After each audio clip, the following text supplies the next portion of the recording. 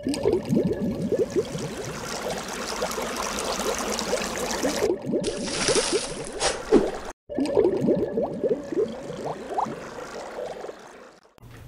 sahabat para angler di mana saja Anda berada, ketemu lagi dengan saya Pak Kumis.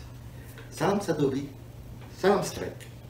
Sahabat, pada video kali ini saya ingin sharing, saya ingin membagikan sebuah tip memancing indukan atau babon yang saya dapatkan dari seseorang yang saya nilai cukup expert, karena setiap kali beliau mengikuti galapung ini hampir selalu membawa pulang amplop. Oleh karena itu, apa yang beliau sampaikan, tip ini saya yakin cukup capable, ya, beliaunya cukup capable untuk memberikan tip seperti ini. Kalau saya yakin para sahabat tahu saya masih pemula, jadi ilmu saya belum sampai di sana. Nah, sebuah keberuntungan bagi saya karena beliau berkenan untuk memberikan tip ini, dan tip ini saya bagikan kepada sahabat semua. Jadi sahabat, inilah Bang Andi namanya, asal Medan, bos kontraktor dengan penampilan yang low profile dan bersahaja sekali. Beliau memberikan gambaran, uraian ataupun ulasan bagaimana memancing ikan indukan atau babon di dalam kolam yang dasarnya cadas, di mana gambarannya dasarnya tidak rata, ada bagian-bagian yang sulit. Apabila umpan ada di tempat tersebut, ikan sulit untuk mencari atau memakannya. Nah, sekarang masalahnya sahabat, pada saat dialog tersebut, rekamannya, background suara itu sangat ramai, krodit, ya, sehingga suara beliau tidak jelas. Oleh karena itu, jalan tengah yang saya tempuh adalah apa yang beliau sampaikan saya akan ilustrasikan, ya, dan jadi dalam bentuk ilustrasi.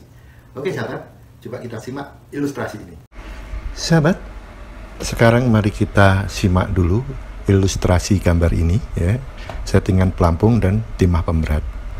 Nah, yang garis di atas kita simbolkan sebagai permukaan air, ya, permukaan air kolam, dan bawahnya dasar kolam yang berupa cadas dan tidak rata.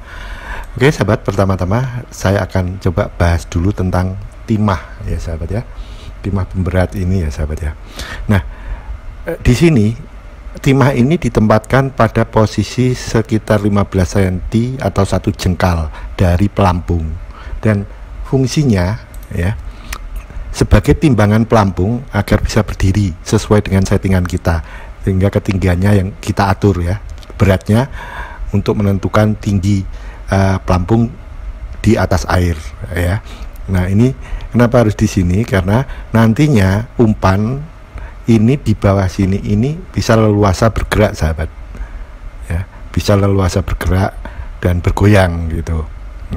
Nah, kemudian sahabat, di pelampung ini, di pelampungnya sahabat, ya, tingginya ini harus stabil, artinya ada dan tidak ada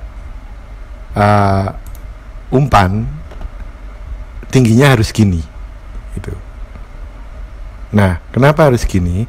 Karena ini settingan yang digunakan untuk umpan mendarat pada permukaan yang datar gitu. Nah, bagaimana kalau kita melempar pada permukaan yang cekung gitu, ya.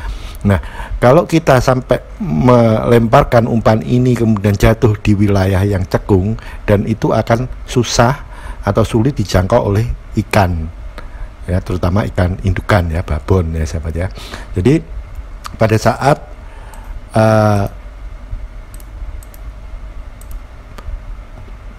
umpan kita jatuh di cekungan sahabat, maka tinggi ini akan berbeda, dia akan lebih pendek sahabat, ya, dia akan lebih pendek, ya, dari yang masuk atau jatuh pada tempat yang datar gitu. Nah, bagaimana kalau posisinya seperti itu ya, umpan jatuh di tempat cekungan ya, kita mau tidak mau harus mengelola ya, menarik umpan, menarik pelampung ini agar pada posisi yang kita harapkan, seperti ini sahabat ya. Jadi posisi kita kembalikan ke seperti ini ya, pada ketinggian yang sudah kita setting sahabat ya. Nah, seperti ini. Jadi sebenarnya teorinya sederhana, tetapi mungkin sering tidak kita lakukan ya, tidak kita lupakan ya. Padahal ini sepele, tapi dampaknya akan kelihatan sekali.